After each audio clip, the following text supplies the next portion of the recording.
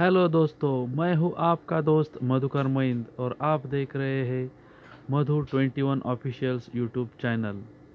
आपको ये जानकारी अच्छी लगे तो चैनल को सब्सक्राइब और वीडियो को लाइक करना मत भूलिए। चलो तो आज बात करते हैं नोबेल कोल्ड रब ऑइंटमेंट की, जो कि मैग्नेट मैनकाइंड फार्मा की है। 20 ग्राम की इसकी पैकिंग है और लगभग 70 रुपये इसकी प्राइस है, और कौन से ही मेडिकल पर ये आसानी से उपलब्ध हो जाएगी। चलो तो फिर नोबेल कोल्ड रब ऑइंटमेंट के फ़ायदे के बारे में अब हम बात करेंगे।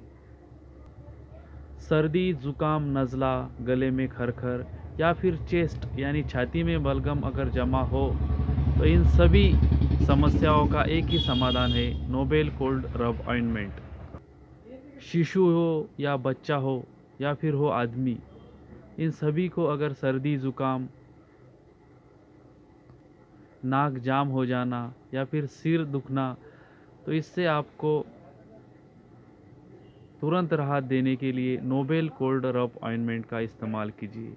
अगर आपकी सांस लेने में दिक्कत हो रही है तो आप नोबेल कोल्ड रब ऑइंटमेंट का नाकों पर लगा के इस्तेमाल कर सकते हैं।